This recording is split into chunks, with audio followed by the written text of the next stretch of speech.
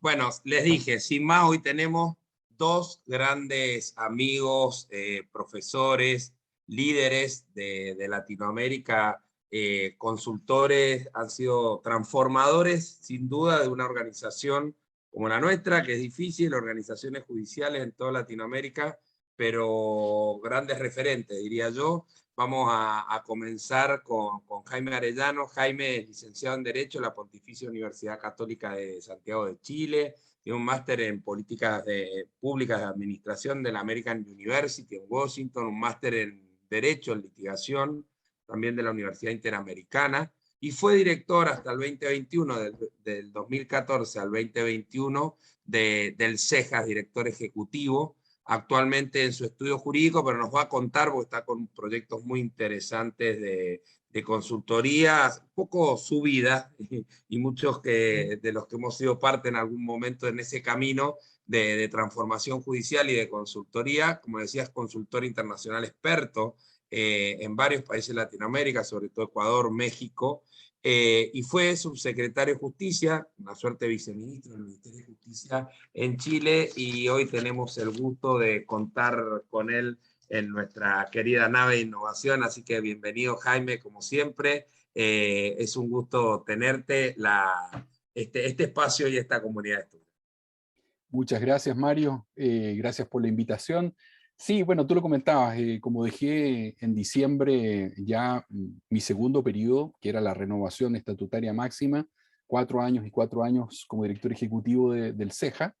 ya partí nuevamente con mi vida, digamos, privada, fuera de la organización,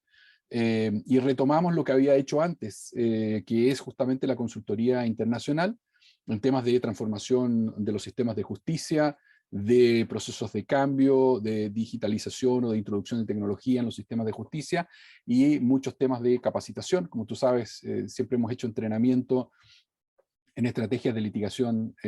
oral, penales, pero también en áreas no penales, y entrenamiento en dirección estratégica de audiencias para juezas y jueces en los sistemas adversariales, sea acusatorios penales o adversariales no penales. Y haciendo clases en el postítulo y el posgrado en la Universidad Alberto Hurtado en Santiago, y un diplomado que vamos a reinaugurar en enero en Washington College of Law, en American University en Washington, D.C., que es un diplomado en una universidad norteamericana, pero que impartimos enteramente en español, dedicado exclusivamente a litigación penal estratégica, abierto a, digamos, fiscales, defensores y también a juezas y jueces. Y curiosamente a veces han asistido también gente de otras áreas, como para empezar a abrir la cabeza, digamos, en las lógicas de oralidad. Así que en eso estamos. Creamos una organización ahora privada de carácter internacional, JUSLAT, Justicia Latinoamérica, junto a Rafael Blanco, que era el decano de la Facultad de Derecho de la Universidad Alberto Hurtado, socio mío hace años, digamos, en temas de consultoría y capacitación. Sobre todo hacemos clases juntos en muchas partes, compartimos, digamos, la cátedra, compartimos el humor, y además compartimos, digamos, en la entretención de hacer clases. Y con Andrés Manque, que fue el Defensor Nacional de Chile hasta hace un año atrás, poco más, también muy relacionados los tres con los temas de la reforma a la justicia en Chile. Tanto la penal, la implementación de la penal, que me tocó a mí como viceministro durante el gobierno del presidente Lagos, los 6 años, instalar la reforma a la justicia penal, también la laboral y la de familia, que fueron las 3 que lanzamos en esos 6 años. Hasta ese momento tenía el pelo oscuro y tenía pelo. Después de eso, ya ven cómo quedé. Fueron No, 6 muchos te años. están reconociendo, te mandan saludos de Lorena, Sí, Buki, un montón de gente. Como les dije, un gran referente, y muchos de los que estamos en esta comunidad lo conocemos. así es, pues. Así que bueno, eso dejo como un poquito un aviso de lo que estamos haciendo ahora. Así que como le contaba a Mario y a Celina recién,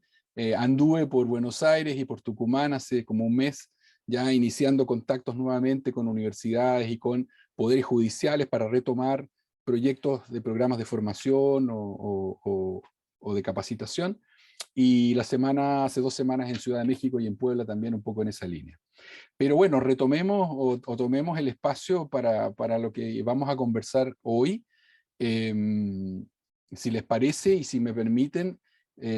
Primero agradeciéndoles a las que han estado y a los que han estado saludando por el chat. Muchas gracias, un gusto verlas y verlos de nuevo.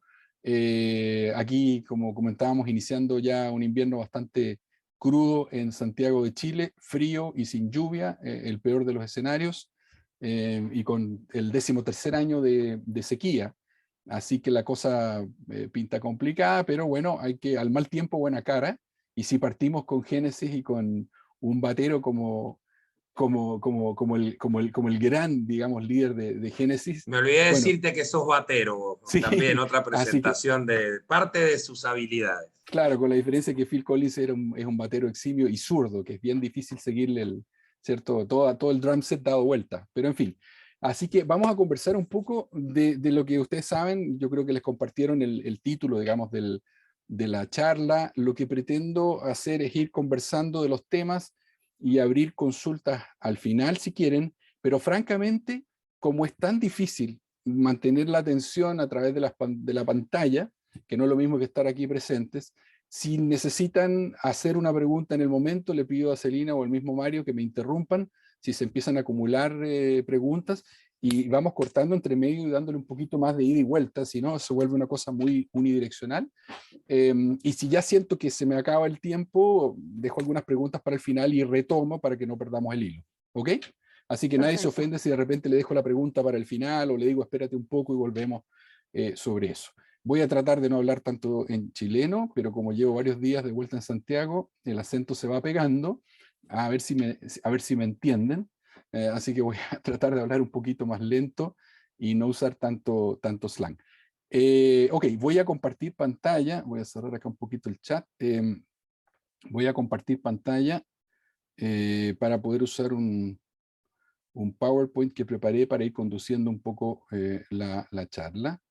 Entiendo que ahí ya en un minuto más va a aparecer, ahí la estoy proyectando, ustedes me cuentan si se está viendo.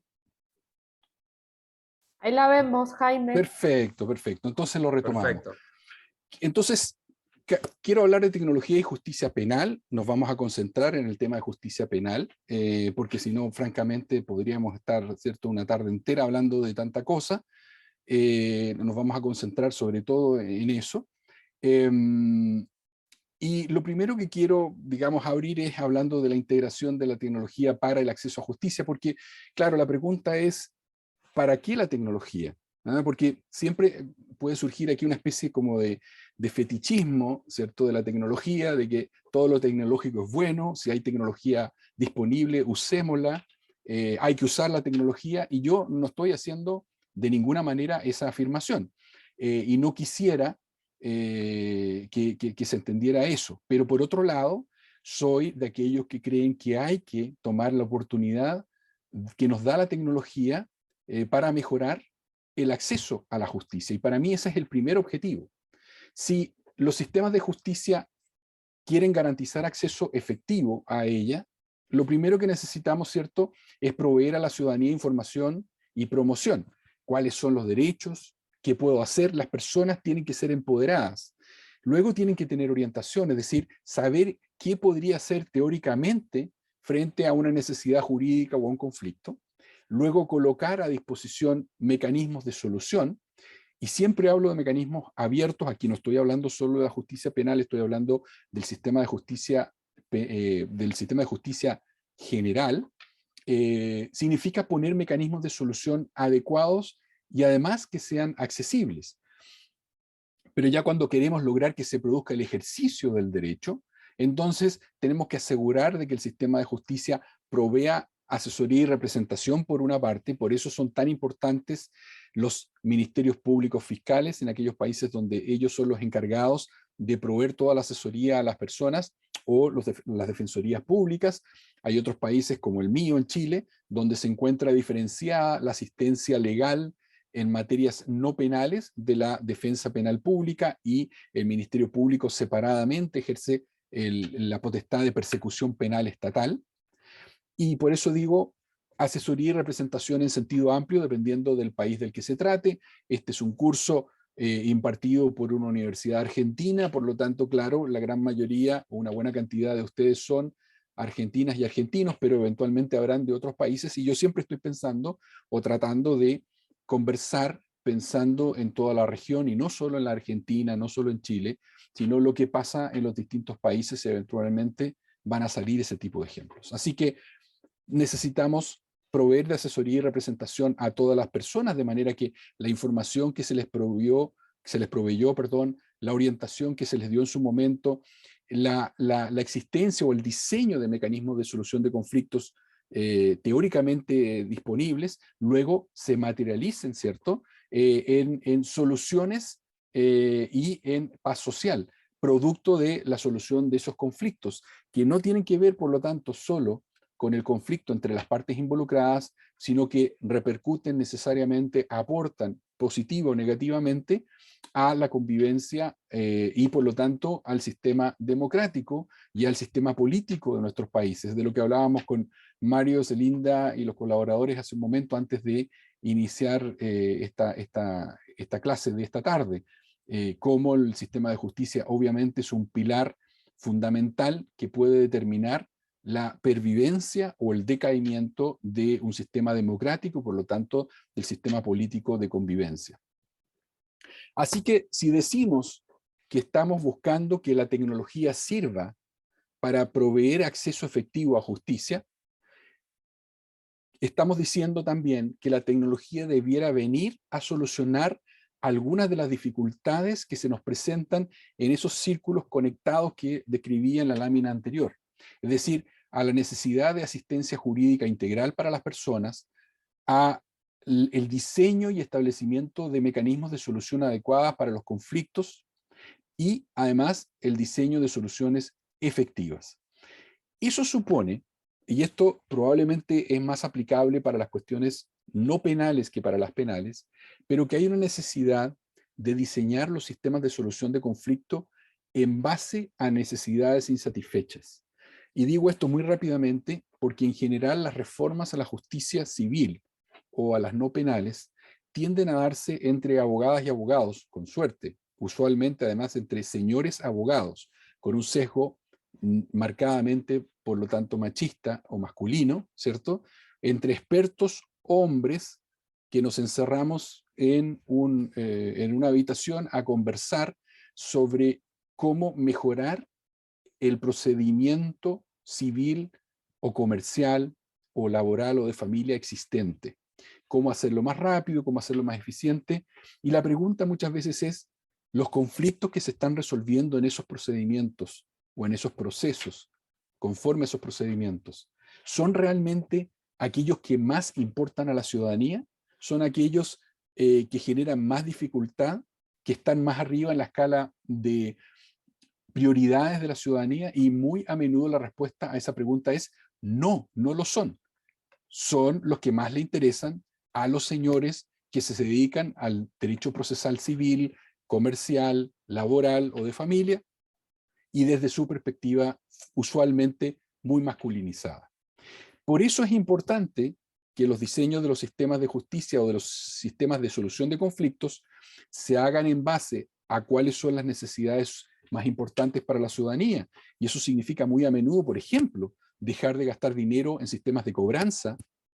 que subsidian al sistema financiero y al retail,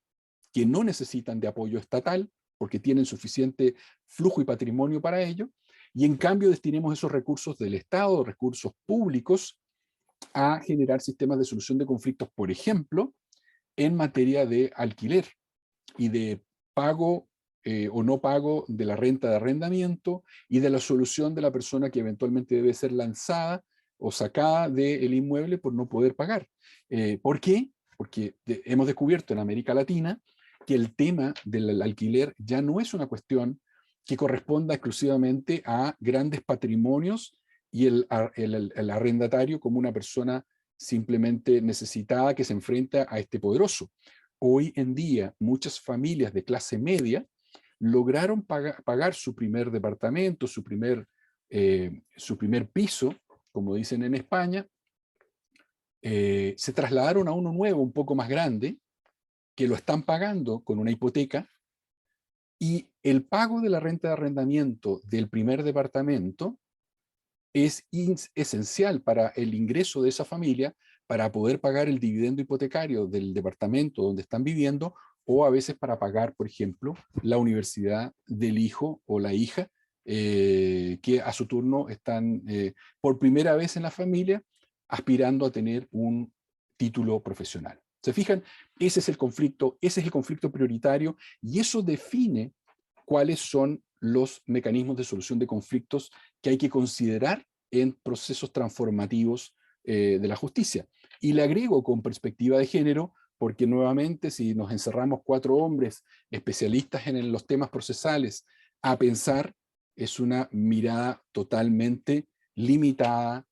mal enfocada, y que no es inclusiva de la realidad de nuestra comunidad. Por lo tanto, la perspectiva de género tremendamente importante de integrarla desde un inicio. No me voy a detener demasiado en esta lámina, pero simplemente quiero decir que la asistencia jurídica integral supone utilizar la tecnología para superar ciertas ineficiencias y ineficacias,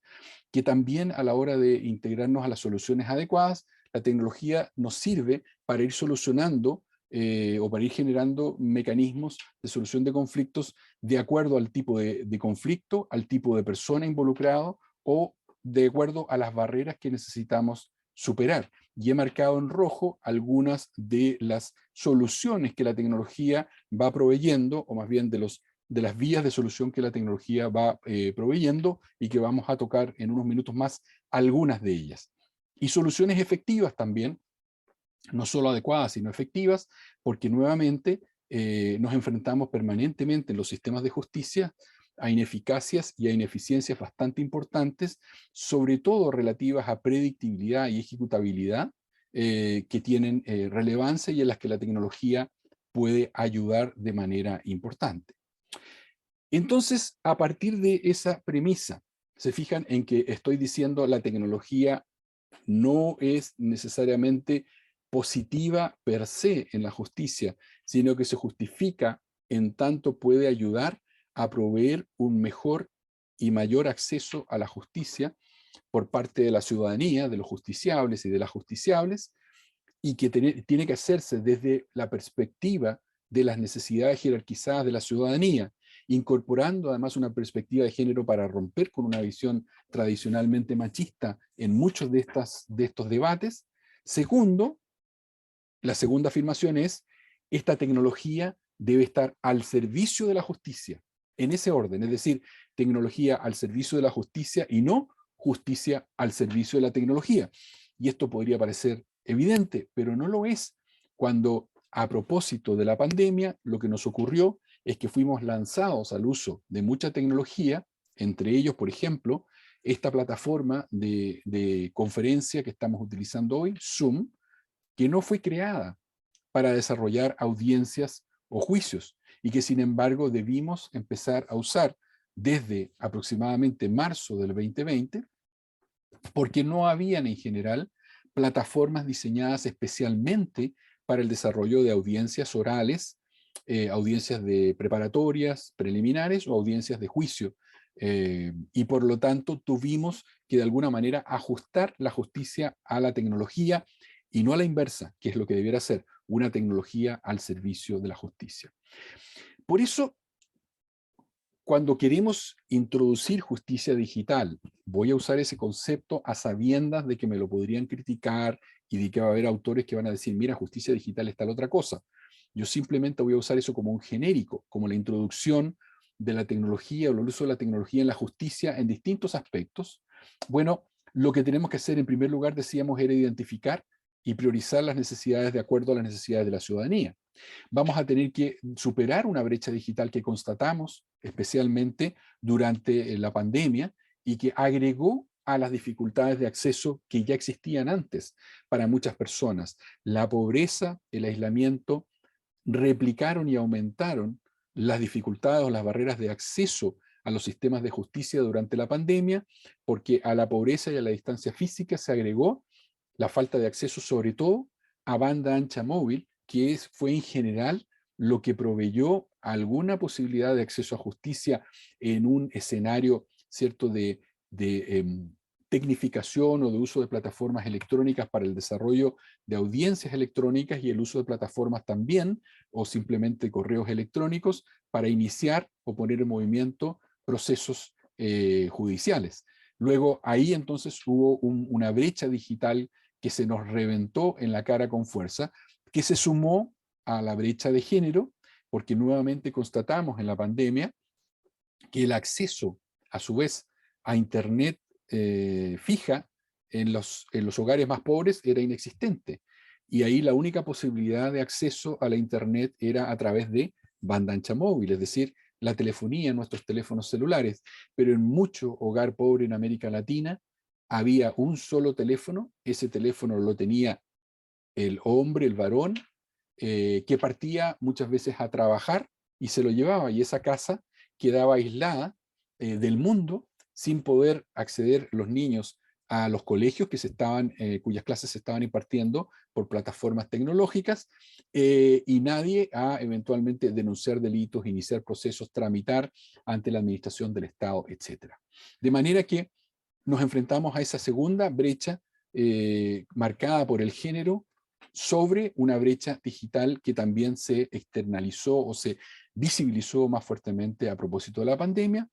Empezamos a utilizar plataformas tecnológicas inadecuadas, modelos procesales también inadecuados porque no fueron creados los modelos o no fueron pensados para plataformas electrónicas, y en muchos de nuestros países además al inicio de la pandemia lo que nos ocurrió es que nos esforzamos por reponer los procesos judiciales, pero quedaron excluidos muy a menudo la asistencia jurídica integral de la que hablábamos al inicio y los mecanismos amistosos de solución de conflictos. Debo decir sí que Argentina fue de los primeros países que rápidamente restituyó las mediaciones, incluso mediante plataforma electrónica, pero hubo otros países donde se negaron a ello, incluso argumentando que, como ocurrió también en los procesos judiciales, que la plataforma electrónica no era un vehículo o escenario adecuado para desarrollar, en este caso, mediaciones, por ejemplo, en materia familiar. Y ahí es donde entonces surge la necesidad de IDEAJ de la inversión digital estratégica en acceso a justicia, que son algunas ideas que les quiero compartir a propósito de eso. Entonces, recuerdan ustedes, recapitulando, vimos al inicio una lámina en que poníamos áreas, ¿cierto?, en que debíamos garantizar el acceso a justicia, y áreas sobre todo en que la tecnología podía ayudarnos, ¿cierto?, a mejorar, ya sea a superar barreras, a permitir el diseño de modelos de solución de conflictos de acuerdo al conflicto mismo o a la calidad de las personas, en que podíamos mejorar también eficacia, predictibilidad, etc. Bueno, la justicia digital, por lo tanto, la introducción de tecnología a la justicia, quiero mirarla por lo menos desde estas cinco ventanas. No digo que sean las únicas, pero uno es el tema de la asistencia jurídica integral, luego los temas de tramitación electrónica, luego la justicia propiamente, o sea, los procesos judiciales virtuales o híbridos, la resolución online de conflictos, y finalmente quiero conversar del uso de la inteligencia artificial en los sistemas de justicia. No voy a poder, obviamente, tratar todos estos temas en la hora y media que tenemos disponible, sería de locos, pero voy a tratar algunos, voy a pasar por encima rápidamente otros. La resolución online de conflictos no la conversaremos esta tarde, y vamos a rematar conversando un poco de inteligencia artificial y algunos debates que se están produciendo ahí. Vamos a hablar de asistencia jurídica integral rápidamente, simplemente para señalar que la inversión digital estratégica de acceso a justicia en esta área debiera significar soluciones tecnológicas de acceso, por ejemplo, desarrollando aplicaciones de información legal. Muchas de nuestras instituciones han ido haciendo esto, y significa ir parametrizando las preguntas más razonables y repetitivas, ¿cierto? Esto viene del mundo del retail originalmente, que luego se fue incorporando a organizaciones privadas y públicas, las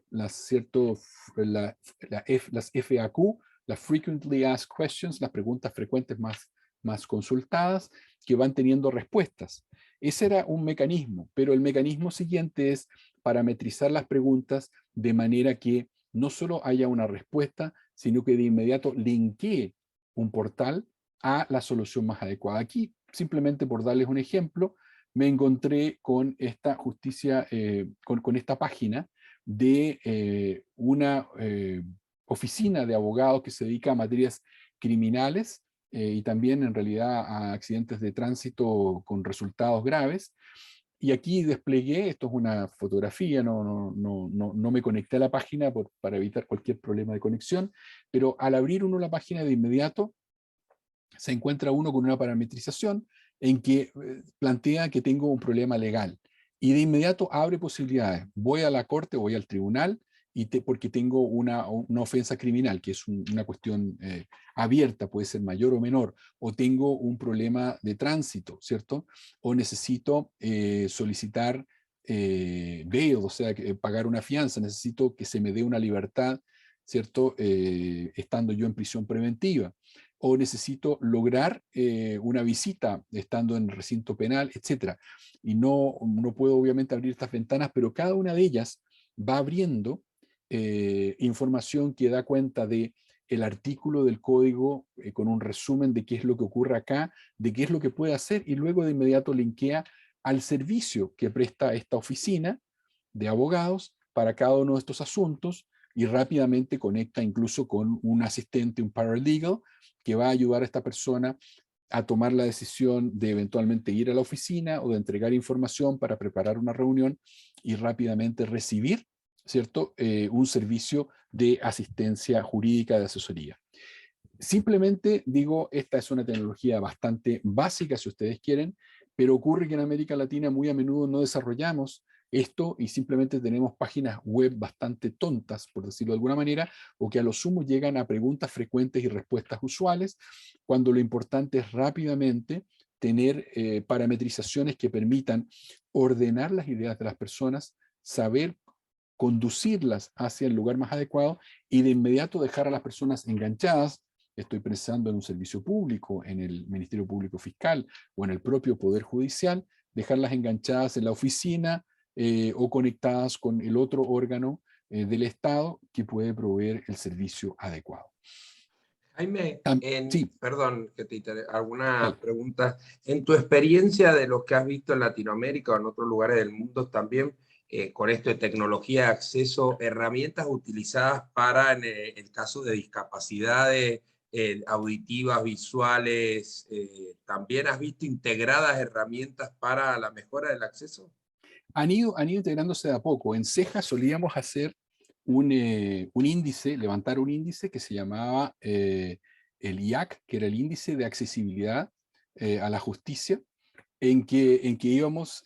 probando con el estándar que usa el Banco Mundial,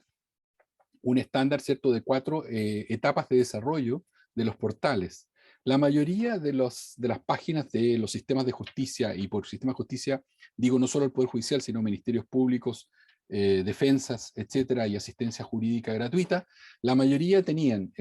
diría yo que hasta la década de principio del 2000, solo el primer nivel, que es tener información tonta en la pantalla. Luego hemos ido avanzando a un segundo nivel en que la persona puede por lo menos enviar un correo electrónico desde la propia página y recibir respuesta a algunas consultas. Un tercer nivel usualmente significa interacción, es decir, que haya, por ejemplo, un canal de chat que permita interactuar en tiempo real y varias instituciones, yo diría hoy en día prácticamente todas, tienen canales de chat en los países más desarrollados, me refiero a Brasil, Argentina, Chile, Uruguay, Colombia, tienen canales de chat que permiten, ¿cierto?, ¿Chat intercambiar, dialogar. humano o chatbot en principio y después te deriva una atención personal? Usualmente chatbots y luego te deriva a una atención personal. Pero el mundo ideal, el que todavía falta en muchos de nuestros países, es que la persona desde el portal mismo, desde la página de ingreso, pueda iniciar trámites y darle seguimiento a esos trámites, ¿ah? Que es de lo que voy a hablar en un momento más, que ya tiene que ver con portales de tramitación electrónica, ¿cierto? Y que ya es la cuarta etapa, en que yo estoy teniendo la posibilidad desde mi laptop o desde mi teléfono, incluso mejor, de iniciar el ejercicio de una acción, por ejemplo, ante los tribunales, y luego incluso darle seguimiento a la misma, ya sea como profesional, abogado o abogada, o incluso como persona interesada, representada en el proceso. Luego de la asistencia jurídica, y justo es lo que me preguntabas tú, Mario, y conecto con eso, un segundo elemento, una segunda área en que la tecnología obviamente va aportando mucho al acceso a la justicia y a los sistemas de justicia, por lo tanto, es la tramitación electrónica. Y ojo que por tramitación electrónica, y le pongo una cruz roja encima, no es el expediente digitalizado, porque lo que nos hemos encontrado en muchos países es que agarran el expediente, el antiguo expediente cosido a mano, y tienen que además descoserlo para empezar a escanear página por página y generar, ¿cierto?, un expediente usualmente en PDF. Cuando yo hablo de tramitación electrónica, estoy hablando de un proceso paperless, de un proceso sin papel, que se inicia electrónicamente y se tramita electrónicamente. Me voy a concentrar en el proceso penal. Y aquí les puedo, claro, dar el ejemplo que más uso yo, que me toca más, que es el chileno. La Oficina Judicial Virtual del Poder Judicial chileno funciona desde el 2015, y eso significa que yo como abogado chileno, por el hecho de tener un DNI, que en Chile llamamos cédula de identidad, tengo por parte del registro civil una firma electrónica avanzada que me da el Estado de Chile, y con esa firma electrónica avanzada yo puedo ingresar al portal de la Oficina Judicial Virtual en mi celular, incluso en mi teléfono inteligente, y puedo recurrir a todos los servicios. Eso significa desde ver todas las causas en que ha aparecido, por ejemplo, una resolución, ver las audiencias que tengo en mi calendario en las que yo debería estar alegando o participando. Puedo iniciar un proceso presentando una demanda en materia civil, laboral o de familia, presentando una querella en materia penal, ¿cierto? Como querellante particular, y obviamente la Fiscalía iniciando acciones por los mecanismos que le corresponden. Y tengo la posibilidad también de conectarme a los distintos tribunales y a las cortes para desarrollar audiencias virtuales. Eso significa además que puedo ir viendo en la carpeta electrónica cada una de las actuaciones, las presentaciones de la parte contraria, las resoluciones del tribunal, si se forman los cuadernos separadamente, así se van integrando, y puedo tener alertas en mi correo electrónico o en mi teléfono, ¿cierto?, de cualquier notificación, de cualquier resolución que funcione, digamos, que se dé en cualquiera de las causas en que yo aparezca en calidad de abogado o asociado a mi RUT, a mi DNI. De manera que aquí, justamente, a propósito de lo que tú preguntabas, Mario, se da un ejemplo de un portal electrónico de fase 4, es decir, aquellos en que yo puedo iniciar y darle seguimiento y desarrollar un proceso judicial completo en formato electrónico, en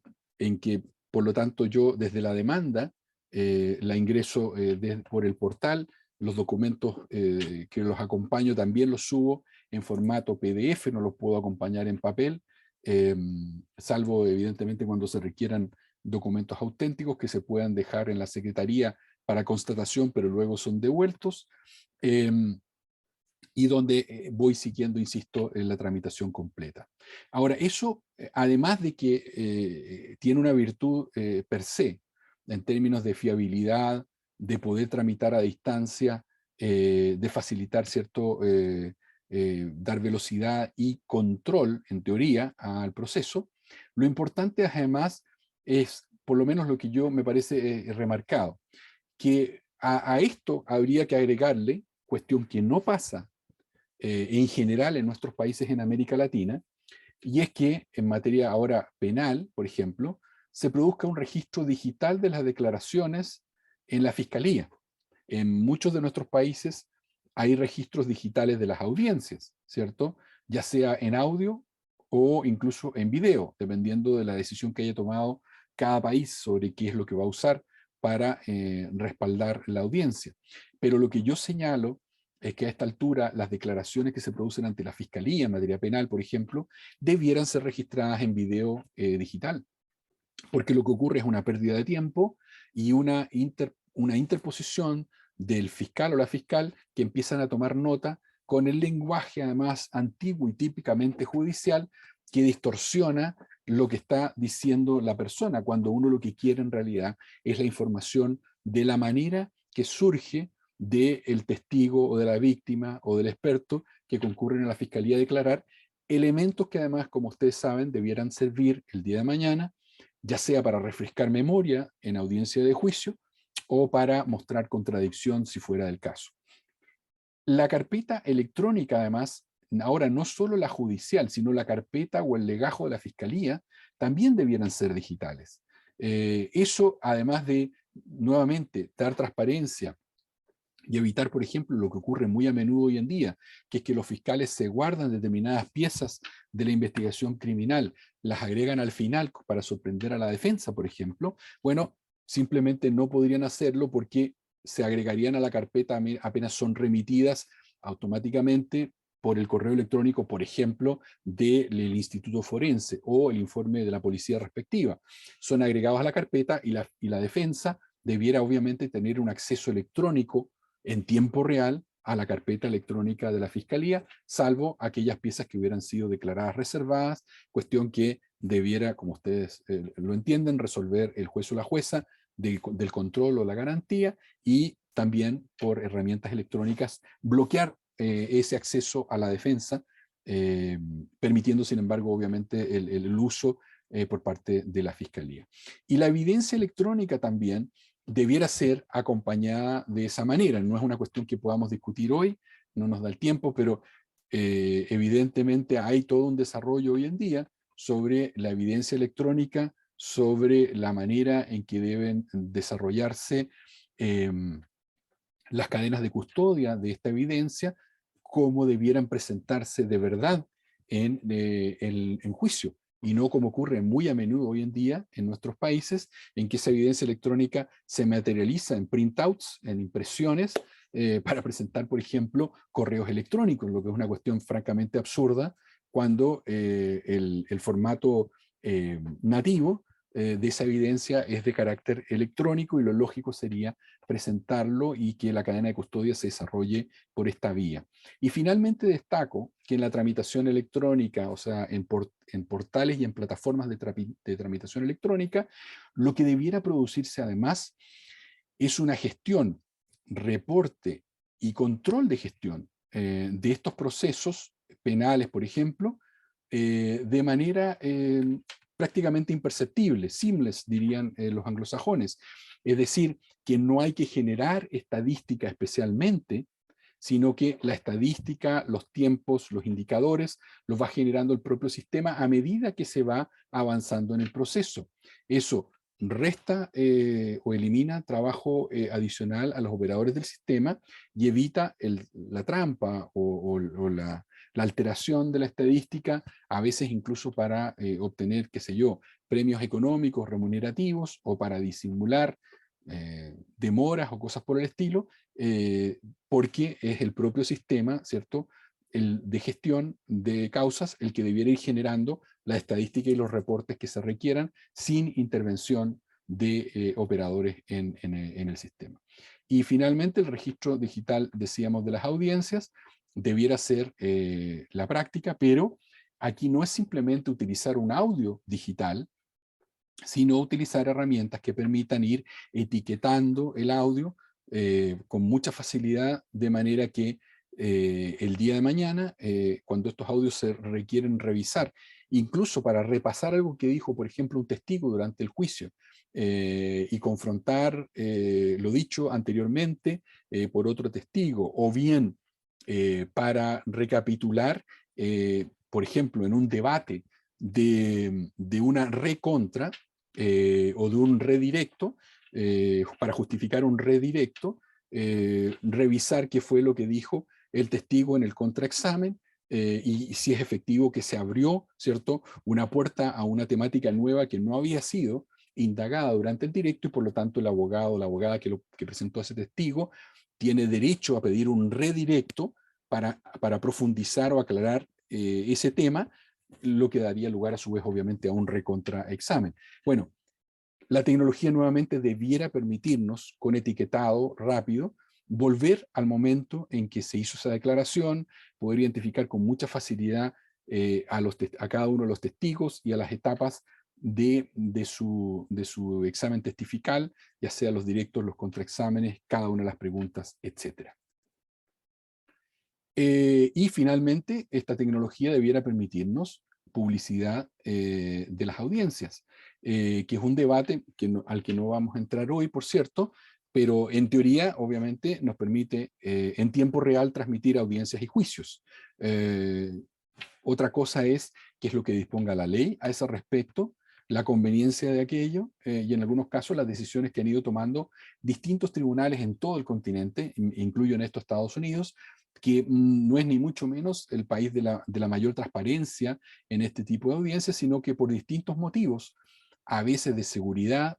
a veces muy plausibles, que tienen que ver con la extensión de los juicios y el evitar que los testigos que tienen que declarar después se enteren de lo que dijeron otros primero,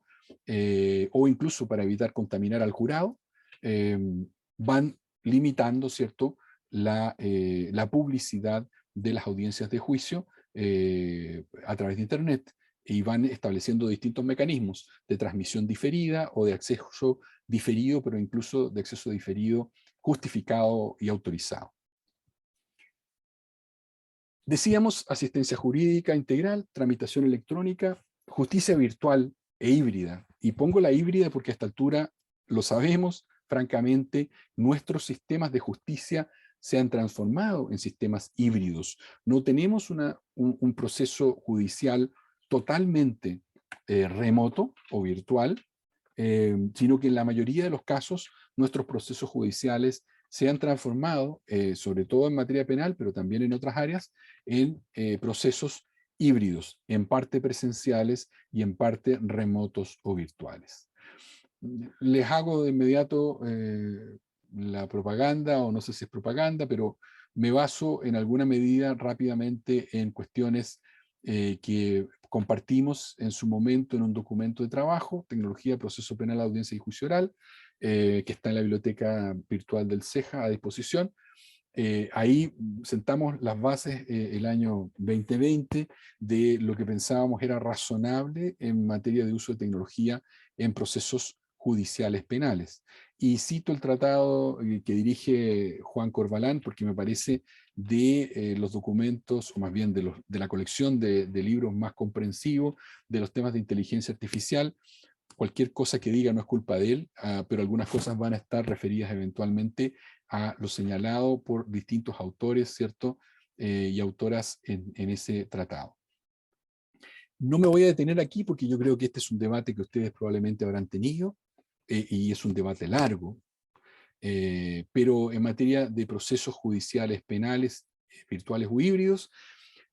las grandes líneas han sido siempre que las audiencias preliminares o preparatorias, en la medida que se entienda que no son productoras de prueba, es decir, que son audiencias en que no hay producción probatoria, en general se han podido desarrollar de manera virtual. Eso sí, lo que siempre hemos señalado, por lo menos nosotros, personalmente ha sido mi opinión, es que abogado y defendido en materias penales debieran estar físicamente ubicados en el mismo lugar y uno al lado del otro en las audiencias preliminares, porque hay un permanente diálogo entre cliente y abogado o abogada penal en la toma de decisiones tan relevantes en las primeras audiencias como el control de legalidad de la detención o la determinación, ¿cierto?, de una cautelar que puede significar incluso la prisión preventiva como la más gravosa de ellas. Y qué decir del debate, ¿cierto?, de algunos de los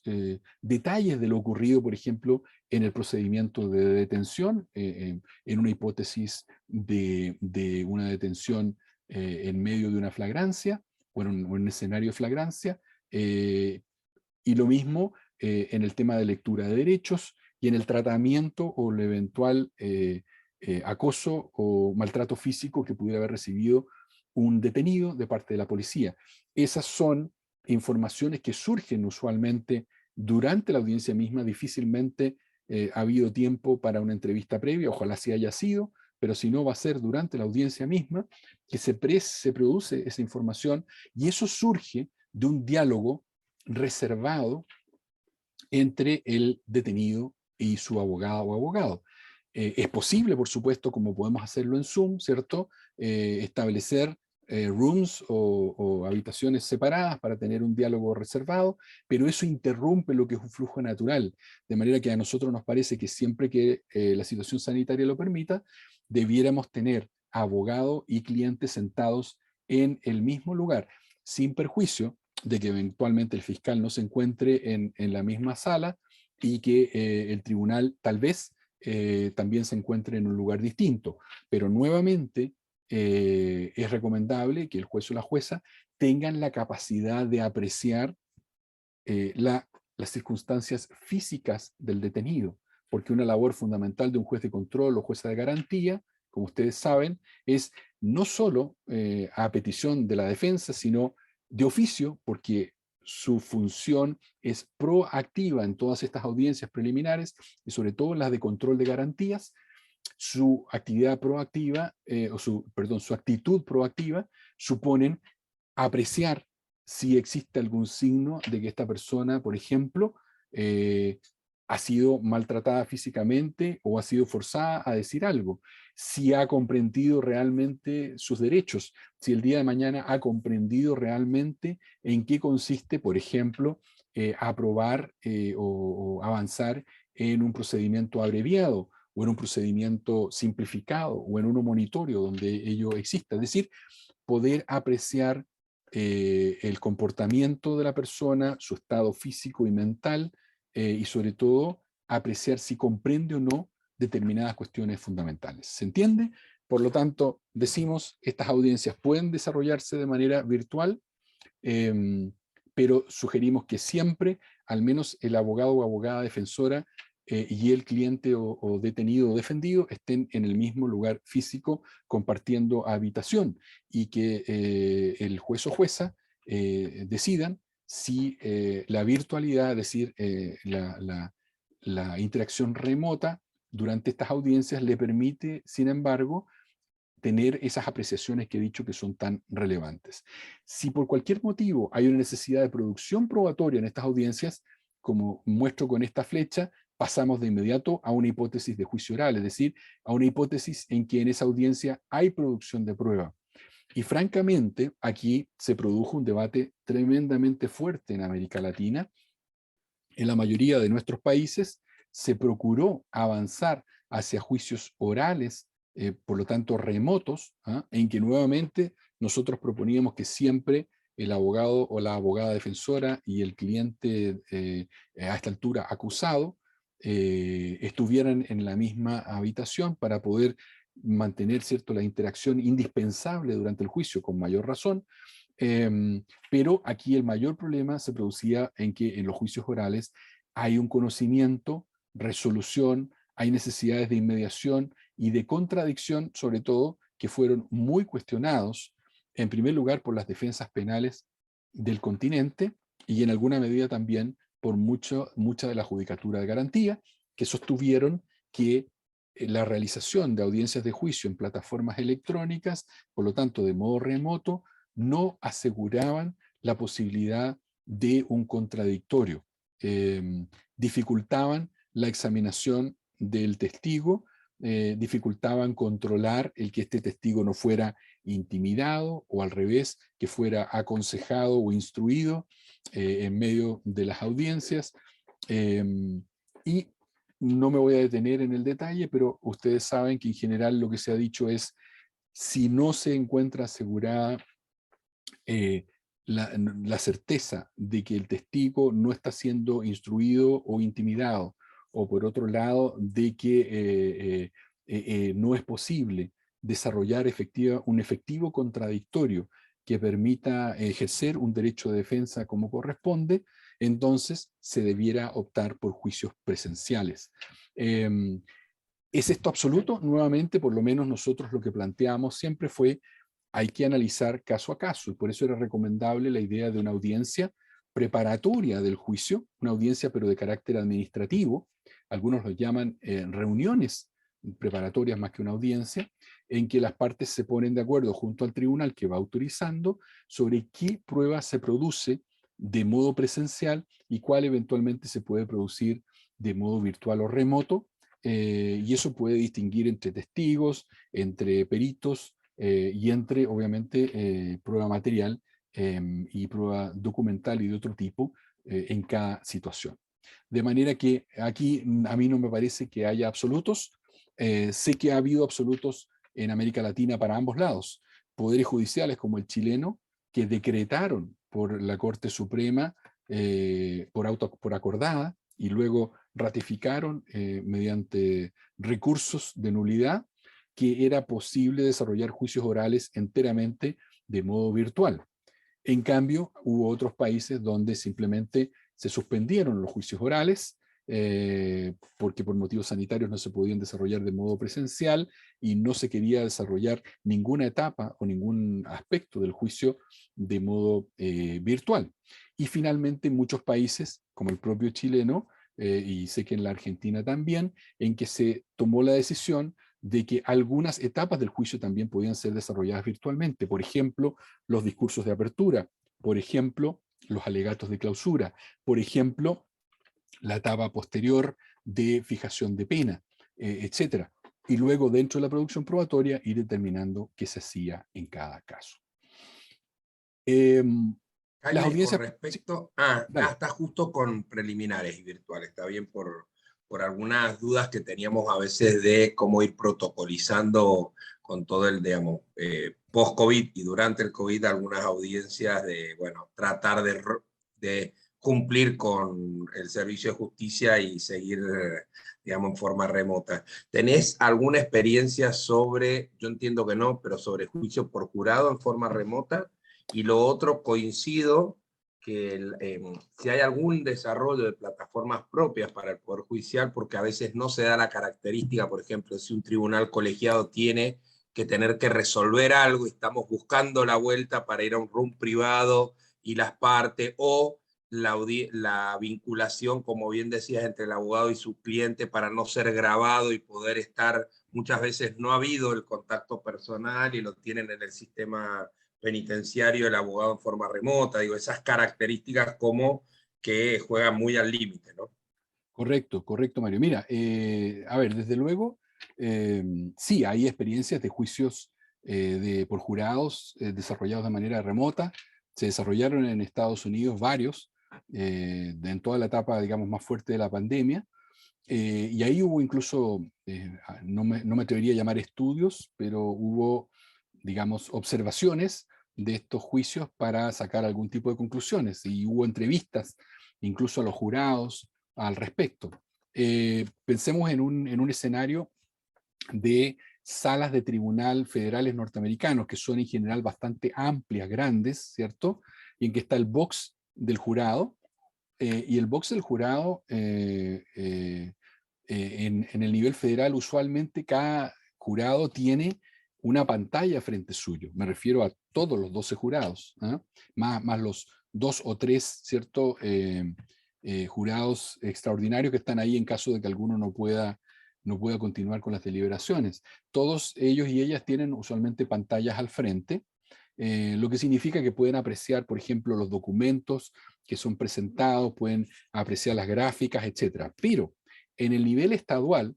un poco como ocurriría en las provincias argentinas, ese tipo de tecnología no necesariamente está presente en todas las salas de audiencia de juicio. Y muy a menudo los y las jurados desde el box tienen que estar mirando una pantalla, ¿cierto?, al otro lado de la sala en que se proyecta, qué sé yo, el diagrama del lugar del sitio del suceso, las fotografías de fijación del arma, etcétera, etcétera. Y la visibilidad ahí es bien distinta, ¿eh? Incluso la distancia respecto de los testigos y de los peritos. Y ahí entrevistados,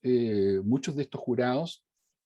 que habían por lo tanto participado de este juicio desde sus casas, cada uno de ellos y ellas, decían que en la pantalla de sus laptops habían podido observar con mucho más detalle, aquellos que habían participado en más de un juicio en sus vidas, habían podido apreciar con mucho más detalle la cara y el comportamiento, por ejemplo, del imputado y los testigos al estar declarando. Entonces, que algunos de los debates sobre, por ejemplo, el que la virtualidad le restaba posibilidades al jurado o al juzgador para apreciar lo que llaman el demeanor, ¿cierto? El comportamiento, el lenguaje no verbal. Por el contrario, la mayoría señalaban que había mejorado su capacidad de apreciar el comportamiento de testigos y de imputados, de ver el detalle de los documentos, de las fotografías, de los diagramas, etcétera. Es decir, que les había entregado información de mucho más alta calidad, curiosamente. Sobre lo segundo que tú me preguntabas, bueno, nuevamente en todas estas audiencias preliminares que se desarrollaron por vía virtual, se utilizaba en general la plataforma Zoom, por lo menos en la gran mayoría de nuestros países. En algunos casos al inicio, por ejemplo en el Perú, utilizaron la plataforma que estuviera disponible en cada tribunal por parte de los jueces respectivos, es decir, que tenían un popurrí de plataformas al inicio en uso, todas las que conocemos de carácter comercial. En general se fueron desarrollando protocolos que al inicio fueron protocolos estrictamente tecnológicos. Era divertido, ustedes lo vieron. Lo que se le informaba a las personas era cómo conectarse a Zoom, qué hacer para crear un room separado, para poder proyectar, para mutearse, etc. Pero no se estaba pensando en los aspectos procesales. Nosotros lo que planteamos fue que tenían que hacerse protocolos integrales que dieran la explicación tecnológica, pero sobre todo se aseguraran de que se cumplieran las garantías procesales a través de estas plataformas electrónicas, y que eso era muy importante hacerlo, asegurarse de la comunicación de la defensa con él o la imputada, y que esta comunicación fuera reservada. Por eso siempre recomendábamos presencia física de ambos, ojalá en el mismo lugar, y de lo contrario una medida tecnológica para hacerlo, el acceso ininterrumpido a la plataforma y protocolos para resolver qué ocurría si se interrumpía la comunicación, un registro digital de esa audiencia y cuando correspondiera además publicidad. Y claro, y eso significa nuevamente, como ya decíamos, que la carpeta o legajo digital permiten un acceso libre de la defensa a la carpeta de la fiscalía, permite bloquear judicialmente la información reservada, un acceso simultáneo durante las audiencias. Piensen ustedes que normalmente las carpetas físicas de la fiscalía van y vienen desde los escritorios de la defensa y de la fiscalía durante las audiencias, sobre todo las preliminares o previas, y eventualmente durante el juicio, aunque es menos común, pero sobre todo en las audiencias previas, esta carpeta va y viene tiene mucho más sentido que ambas partes puedan estar accediendo al mismo tiempo y de modo simultáneo a ello, y cuando corresponda se le puede dar publicidad. En el caso del juicio oral, nuevamente, algunas cuestiones o oportunidades que presentó la tecnología en los juicios orales que se desarrollaron sobre plataformas electrónicas, me refiero sobre plataformas de conferencias, a pesar de que al inicio había bastante torpeza en el tema, la verdad se ha dicho es que muy a menudo en América Latina permitía de mejor manera interrumpir, por ejemplo, por parte del tribunal, la respuesta de un testigo cuya pregunta había sido objetada. En los tribunales, como sabemos a menudo, el testigo empieza a responder simplemente y si hay jurado sobre todo, el jurado ya escuchó y no puede desescuchar lo que ya dijo el testigo. En las plataformas electrónicas, los jueces y juezas que se habían entrenado, sobre todo en Estados Unidos, decían que les resultaba muy fácil simplemente mutear al testigo y con eso evitaban que el jurado escuchara nada de una pregunta que había sido objetada, habiendo el testigo no entendido, el testigo que tenía que detenerse y no responder hasta que se resolviera la incidencia. En los apoyos visuales, perdón, en general se fue dando un mejor manejo y a menudo yo diría que esto ha ido conectando a los litigantes con un uso de apoyos visuales electrónicos que nos va a llevar, o debiera llevarnos, espero, a una mejor litigación en términos de utilización de tecnología en la sala de audiencia, y como decía, una mejor visión del tribunal y del jurado de muchos de estos apoyos visuales o incluso de evidencias presentadas en juicio. Y finalmente, los registros del juicio facilita, ¿cierto?, el uso de un soporte electrónico, el que se produzca una integración de registros digitales, es decir, lo audiovisual, las pruebas, los apoyos, todos contenidos en un soporte electrónico que eventualmente, por ejemplo, se eleva en recurso a una cámara o a un tribunal superior para un recurso de nulidad. Ahora sí, lo importante, creemos nosotros, es que pasó ya la emergencia de la pandemia, que nos forzó a adaptar muy a menudo nuestros procesos, sobre todo los procesos penales me preocupan, pero sin duda también los de familia, los laborales, etcétera, los adaptamos a las plataformas electrónicas existentes. Y ahora, francamente, lo que está haciendo falta, y este es el momento de hacerlo, porque si no, después vamos a volver al, al,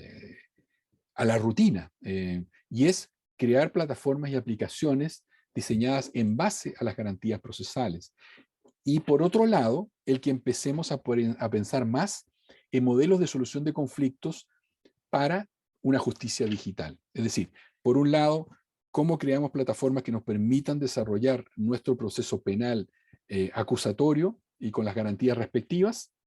no simplemente ajustarnos a Zoom y pensar cómo podemos, digamos, ajustarnos a lo que Zoom nos ofrece, por poner solo una de las plataformas existentes, y también cómo empezamos a hacer más ODR, ¿cierto? Más Online Dispute Resolution, cómo empezamos a diseñar procesos con sus garantías pensados desde el inicio en utilizar plataformas electrónicas, que es un poco lo que hace el Online Dispute Resolution, o me gusta llamarlo a mí en español, el ROC, la resolución online de conflictos. Y voy a cerrar porque ya estamos avanzando en la hora, entiendo que allá son las 7:15, 7:15, con el tema del uso o la incorporación de inteligencia artificial a los sistemas de justicia. Obviamente, Juan Corbalán y otros van a poder hablarles en propiedad y en profundidad mucho más de lo que puedo hacerlo yo, pero sí quiero por lo menos plantear algunos aspectos generales a propósito de la tecnología y la justicia que me parecen relevantes. Primero que nada, decirles que, nuevamente, este esquema que les presento es de algunas cuestiones que a mí me parecen especialmente relevantes en que la inteligencia artificial aporta a los sistemas de justicia, o puede aportar. Uno es el apoyo al diseño, aprendizaje y mejora. Segundo, el apoyo a la operación misma dentro de los procesos judiciales. Y tercero, a funciones propositivas y decisorias, tanto de la judicatura como de los otros operadores del sistema. Y me voy a detener un poco en cada una de ellas. Primero, respecto del apoyo al diseño, aprendizaje y mejora, la inteligencia artificial, y es un tema que creo que el año pasado ya lo conversábamos, Mario, a veces pone un poco inquietos a las judicaturas, pero la verdad es que hay una necesidad de analizar los modelos de solución de conflictos, de analizar a su vez, lo más importante, la consistencia y la predictibilidad de los fallos de juezas y jueces, que es un tema muy complicado que tenemos en América Latina, fundamentalmente por falta de un sistema de precedentes fuerte y bien desarrollado, y también el análisis de procesos de decisión judicial y comportamiento prejuicioso. En estas tres áreas, en general en países desarrollados, se está utilizando ya inteligencia artificial. Sobre todo en el análisis de consistencia y predictibilidad de fallos, eso significa que si utilizo la inteligencia artificial para ver en el fondo, en una gráfica de puntos, por ejemplo, cómo se dispersan las decisiones respecto de hechos extremadamente semejantes, por no decir idénticos, a resolver por la judicatura, y por lo tanto la dispersión o más bien la reducción de la predictibilidad de los fallos, que es lo que muy a menudo ocurre, no solo dentro del sistema de justicia, sino dentro de lo que resuelve una propia corte, ocurre en mi país con la Corte Suprema, que es el Tribunal de Casación,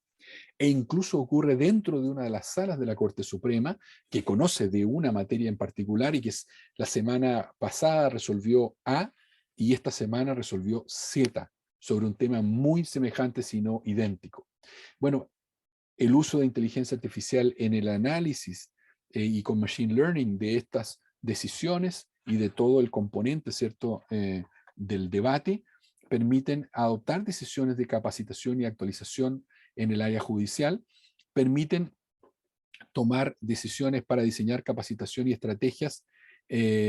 para la litigación y también para las decisiones recursivas. Y finalmente, solo por poner algunos ejemplos, permite trabajar en materia de política pública de justicia, ya sea para un reentrenamiento y cambio de prácticas o derechamente para cambios normativos que son requeridos, a su vez para solucionar problemas de predictibilidad o de inconsistencia de los fallos judiciales, por ejemplo.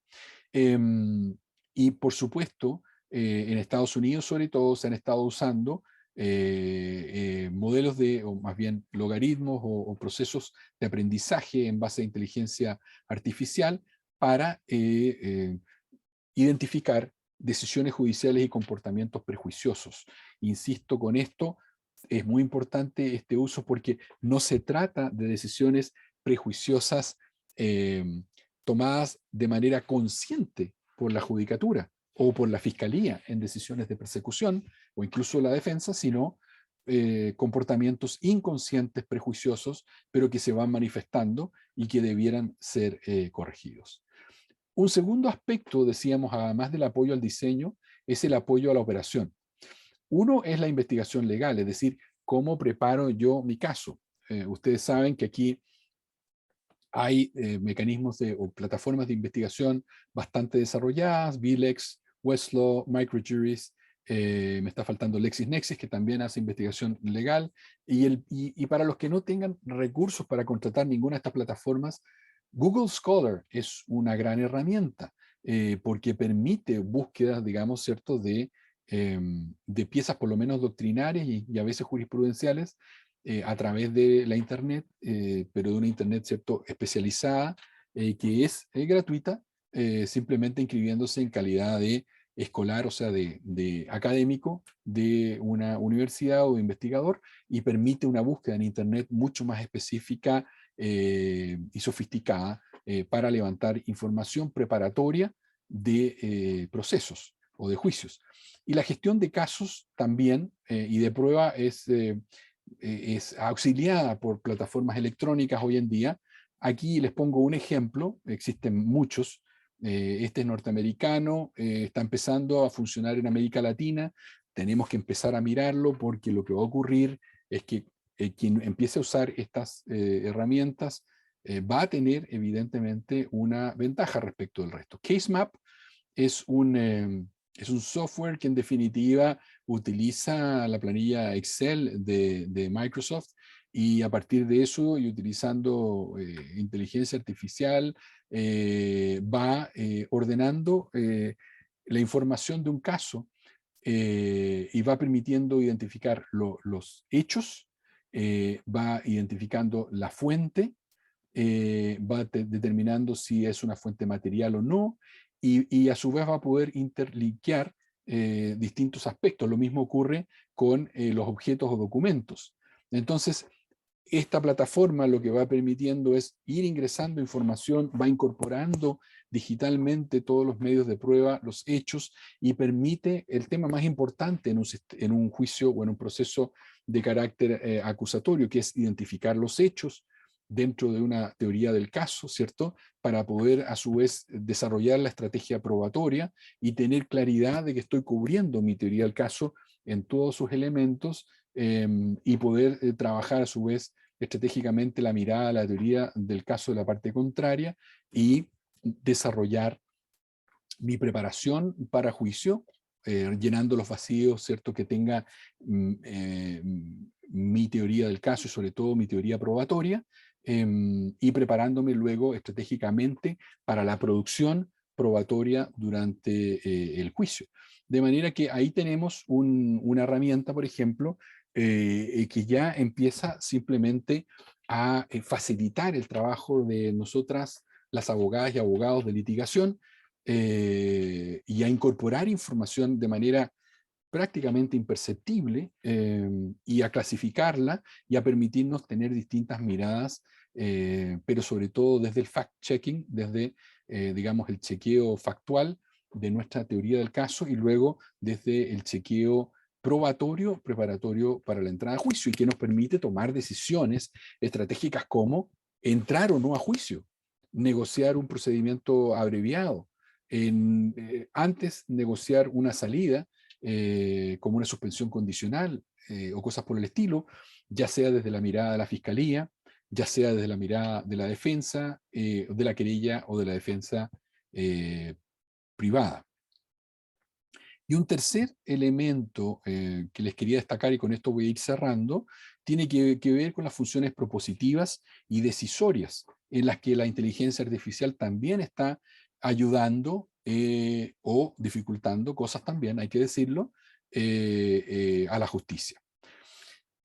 Por ejemplo, como les decía, les adelantaba, en estrategias de negociación o litigación, por ejemplo, en la preparación de audiencias, y esto está ocurriendo hoy en Chile con una aplicación, el asistente virtual de la Defensoría Penal Pública, desarrollada por la propia Defensoría Penal Pública chilena,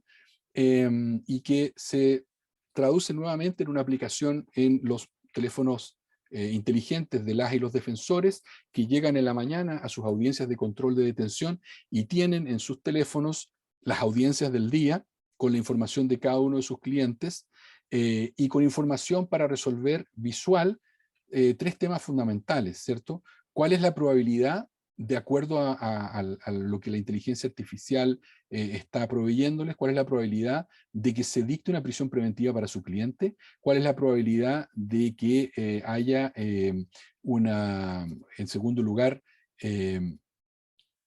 un plazo determinado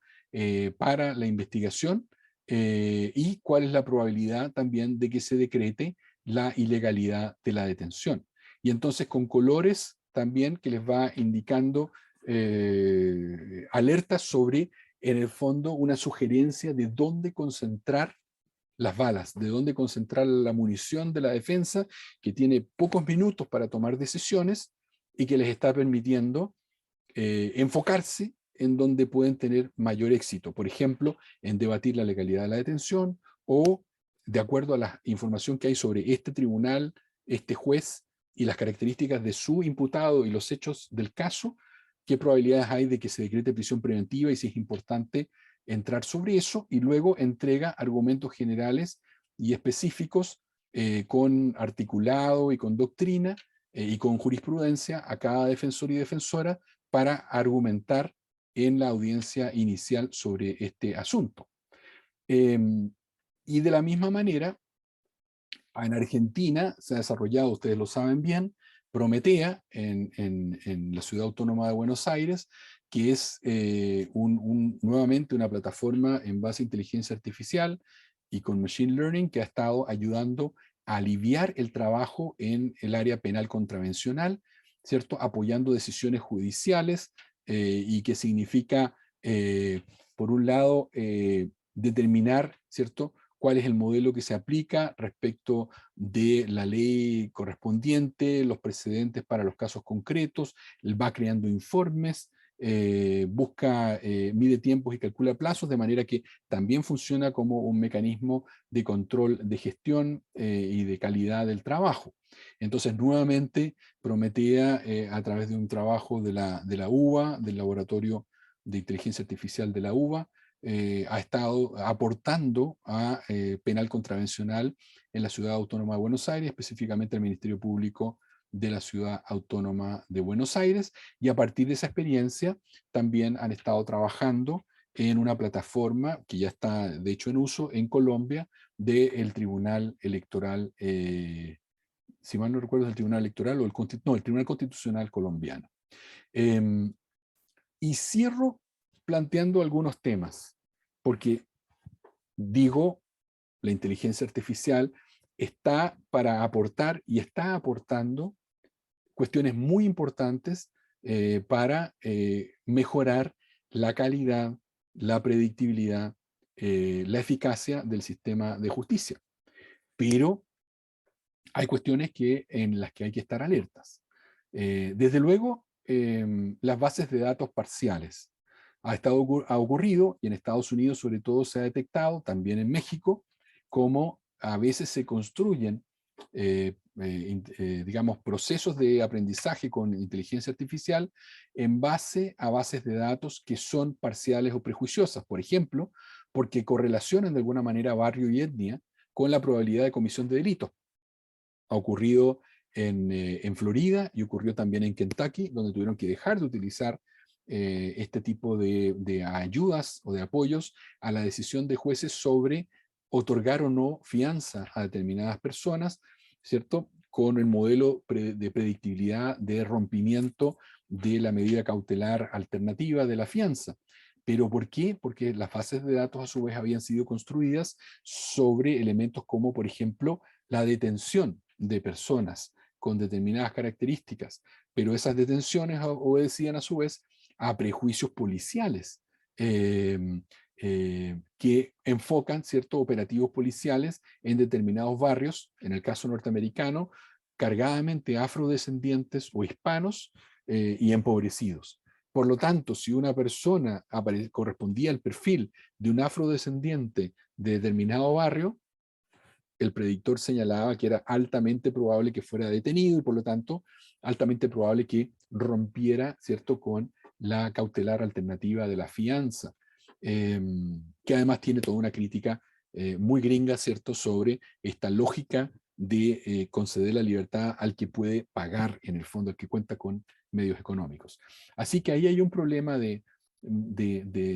parcialidad de la base de datos o de un diseño de la lógica que es parcial y que debiera solucionarse fundamentalmente, en primer lugar, repensando cómo están construidas las bases de datos, cuáles son los criterios, la lógica inmanente a sacar determinadas conclusiones o predicciones, y luego una auditoría tanto de las bases de datos como del logaritmo. Ha ocurrido en Estados Unidos, lamentablemente, que muchos de estos productos tienen copyright, tanto de la base de datos como del logaritmo, para efectos comerciales, pero eso está impidiendo la auditoría, es decir, la revisión de las bases de datos y del logaritmo para que se entienda qué es lo que hay detrás de esas predicciones que se sugieren a la judicatura, y en esos casos han tenido que abandonarse simplemente porque no se han querido abrir. Lo lógico en América Latina es que más allá de la protección al desarrollo de este tipo de herramientas, me refiero a una protección económica de propiedad industrial o de copyright, hay una necesidad de poder auditarlas. Y por lo tanto, es probable que la manera razonable de hacerlo sea que este tipo de herramientas sean de propiedad pública, de modo que la protección se levante cuando se trate de poder auditarlas. También está el peligro, voy cerrando, de la repetición de comportamientos, porque, por ejemplo, la herramienta que les describía hace un momento atrás de la Defensoría Penal Pública trajo resultados inmediatos bastante marcados, con mucha desesperación de parte de la Fiscalía chilena, que incluso alegó un problema de igualdad de herramientas. Lo que es curioso que una fiscalía le reclame que la defensa, digamos, está rompiendo con la igualdad de armas, cuando este concepto siempre fue creado en beneficio de la defensa, que nunca ha contado con armas suficientes. Bueno, la defensa chilena creativamente arma su propia aplicación, su propia herramienta de inteligencia artificial, y empieza a tener resultados importantísimos en las audiencias iniciales. La Fiscalía reclama, pero hay que siempre mirar de manera crítica. El problema es el comportamiento humano. La tendencia a cuestionarse esta sugerencia es baja. La tendencia a repetir el comportamiento sugerido y más seguro es alta. Y ahí hay que pensar si eso puede debilitar el cuestionamiento, por ejemplo, de legalidad de la detención en aras a obtener un buen resultado, simplemente, es decir, a no perder el tiempo debatiendo la legalidad de la detención y no fijarse en el caso concreto en que existen elementos que justifican pelear la legalidad de esa detención. Obviamente eso se soluciona también agregando capacidad de aprendizaje, machine learning, que permita detectar esos cisnes negros, esas situaciones, digamos, especiales que debieran desviar del predictor general y llamar la atención e invitar a cuestionar y no simplemente abandonar ese elemento y a concentrarse en otro. Lo mismo con la prisión preventiva. Y luego también la inteligencia artificial usada como herramienta proveedora de información o sugerente de decisiones judiciales y también de estrategias de litigación pueden llevar a un conservadurismo de interpretación, porque claro, si la inteligencia artificial, si la herramienta lo que me está entregando son los escenarios en que yo tengo más altas probabilidades de triunfo, alegando tal o cual vía interpretativa que ya se ha dado en el pasado. Es decir, lo que estoy haciendo en general es pensar sobre lo que ya ha ocurrido y traerlo predictivamente al presente. Bueno, eso va a tender a estancar o puede tender a estancar, ¿cierto? Las decisiones judiciales y también las estrategias de litigación de las partes involucradas. Soluciona eso nuevamente, aprendizaje de la máquina, machine learning, y mecanismos que vayan incorporando permanentemente a la reflexión, al aprendizaje, las nuevas líneas doctrinarias, por minoritarias que sean, las nuevas líneas de decisiones judiciales de tribunales inferiores, por minoritarias o no seguidas que sean, de manera que vayan ayudando a la reflexión de la misma manera que lo haría un ser humano que de repente encuentra un artículo o un fallo o incluso una opinión minoritaria que la estudia y la tiene en consideración y eventualmente sirven de fundamento para un giro, para un cambio en la línea jurisprudencial sostenida. Y lo dejo ahí para que podamos eventualmente abrirnos a algunas otras preguntas, si es que las hubieran. Un segundo, porque voy a dejar de compartir pantalla para que nos podamos ver. Ahí sí. Bueno, Jaime, la verdad que ha sido un recorrido fantástico, propio de alguien que está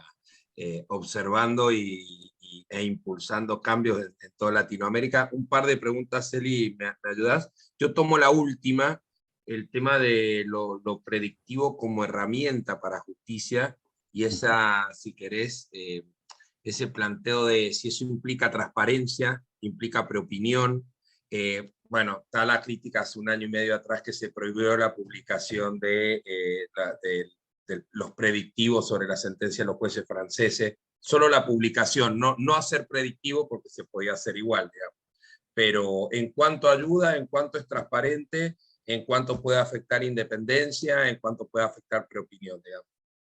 Claro. A ver, insisto, yo creo que la manera de utilizar adecuadamente inteligencia artificial como en el escenario de herramienta propositiva o de apoyo a la decisión judicial o incluso a las estrategias de litigación es asegurarnos de que haya la posibilidad de auditar tanto las bases de datos como los logaritmos en primer lugar. En segundo lugar, a mí me parece que obviamente que si se va a usar como herramienta propositiva para la judicatura, los jueces van a saber o van a conocer de estas herramientas al momento de tomar la decisión. Lo importante es que aquí hay que ir pensando con cuidado cómo usamos estas herramientas. Las herramientas en Estados Unidos las usan los jueces, ¿ok? Y los jueces en general las usan en dos momentos hoy en día, para decidir sobre prisión preventiva o fianza, o sea, cautelares, y las están usando en la etapa de determinación de pena.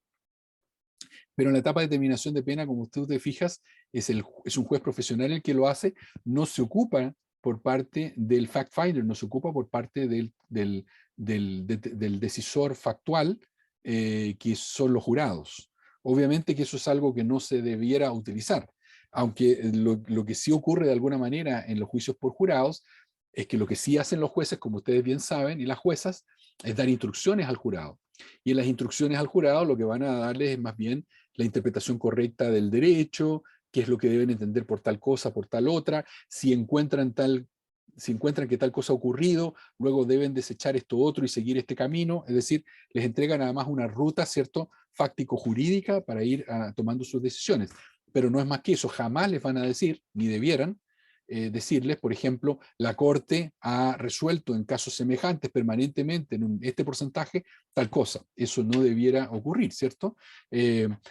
Distinto es con un juez profesional, como ocurre en el caso chileno en que no tenemos jurado. Este juez o jueza profesional se entiende que es inmune al prejuicio y de que lo que va a tener acá es una herramienta, ¿cierto?,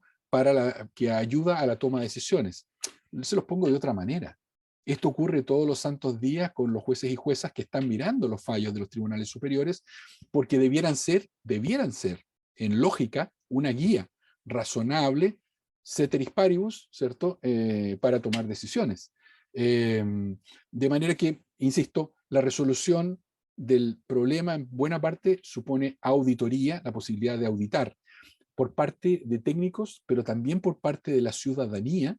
o de grupos de interés organizados, las bases de datos y la lógica detrás del algoritmo que está utilizando la plataforma de inteligencia artificial y el proceso de machine learning. Perfecto. Dos más. Una, volviendo al tema ODR y resolución de conflicto en general, no penal en general, ¿cómo es la posibilidad de que no sea solo la justicia, sino en otros ámbitos públicos y comunitarios el lugar donde se puedan resolver otro tipo de conflicto, digamos? No la resolución jurisdiccional de la mediación. Absolutamente. Mira, yo no tuve tiempo no daba el tiempo para meterse en tanta cosa, pero una de las cuestiones que la pandemia nos dejó, como decíamos, ¿cierto?, eran las brechas digitales, y la brecha digital también tenía que ver finalmente con un reflejo de las brechas de pobreza. Nuestros tribunales están en general alejados físicamente y son inaccesibles para las personas más pobres. Una persona pobre en la Argentina o en Chile tiene que desplazarse por lo menos una hora, si no una hora y media, en colectivo, en invierno, y si es jefa de hogar, si es una mujer, tiene que decidir dónde deja a los chicos para poder hacer determinadas cosas. Entonces, lo que tenemos que hacer es trasladar la justicia a las personas. ¿Qué es lo que favorecemos? Centros de justicia comunitarios y asistencia jurídica móvil. Yo fui director de la asistencia jurídica gratuita en Chile en mis años mozos, y ya en esa época teníamos oficinas móviles, incluso 4x4, terreno, que llegaban a los lugares rurales con nuestras oficinas y con las mediadoras. Pero lo lógico a esta altura es que además esos equipos móviles trasladen acceso a Internet, de manera que estas personas en sus comunidades puedan ir a un centro donde tengan información, donde puedan iniciar un proceso, donde puedan participar de una mediación y solucionar su conflicto de manera temprana, o donde puedan eventualmente prestar declaración como testigo, como víctima o parte involucrada en un proceso, a, digámoslo, 5 o 6 cuadras, 10 cuadras de su casa, y no desplazándose a la otra punta de la ciudad varias veces, además, durante un proceso de solución judicial. Esa es la idea, hay que llevar la justicia a las personas, hay que llevar los mecanismos alternativos de solución de conflictos, y eso significa involucrar a los barrios. No hay tiempo, otro día podemos hablar, por ejemplo, del proyecto comunitario de Red Hook en Brooklyn, y que ustedes lo tienen en las casas de justicia en la Argentina, en Chile también, en Colombia, etcétera. Pero esos proyectos comunitarios hay que profundizarlos aún más, y hay que repriorizar qué es lo que estamos buscando solucionar, porque las comunidades tienen que volver a decirnos qué es lo que necesitan, no lo que los operadores pensamos que necesitan, sino qué es lo que la gente necesita. Mira que la pandemia también creó el nuevo club de los abogados perezosos, que estamos felices de poder litigar desde las casas, pero a menudo eso significa, y los jueces y las juezas que no quieren volver a los tribunales. Yo creo que en Argentina está pasando, perdón si es una crítica indirecta a ustedes, yo lo estoy viviendo acá en Chile, no quieren volver, se acabó en la excusa sanitaria, nos quedó gustando esto, es natural, es súper humano, pero ¿saben cuál es el problema? Muy a menudo que las personas, los justiciables, están sufriendo porque no tienen un lugar razonable para poder ejercer su solución de conflictos. Las personas muchas veces no tienen la conectividad a Internet que tenemos ustedes y nosotros acá en esta pantalla. Genial. Bueno, ya tenemos, ha estado, te cuento, Jaime, no lo alcanzaste a ver, pero apenas comenzaste ya estaba el gran Alberto Binder con nosotros, así que tenemos un lujo ya a continuación, hoy hacemos un continuado. La última, ¿qué tenemos que ver las organizaciones judiciales? ¿Qué te imaginas que tenemos que ver para los próximos años? Y con eso hacemos el cierre. A ver, yo creo que tenemos que primero sacar lecciones de lo que vivimos en pandemia, insisto. Nos tuvimos que reaccionar y ya llegó la etapa de accionar. Hay que planificar lo que viene. No nos puede pillar otra situación de estas con los pantalones abajo. Significa que tenemos que diseñar, insisto, plataformas electrónicas que nos permitan desarrollar procesos con las garantías que tenemos pensadas y no andar adaptando nuestros procesos a lo que la plataforma electrónica nos provee. Y segundo, tenemos que empezar, como planteabas tú, Mario, a diseñar modelos de solución de conflictos para plataformas electrónicas, pero más importante, modelos de solución de conflictos integrados que sumen todas las soluciones amistosas y colaborativas y que lleven el acceso de justicia a nivel comunitario. Y que significa empoderar a las personas para que decidan cuál es la jerarquía, la prioridad de las cuestiones que requieren solución. Si no, vamos a seguir, insisto, haciendo cobranza judicial en los tribunales,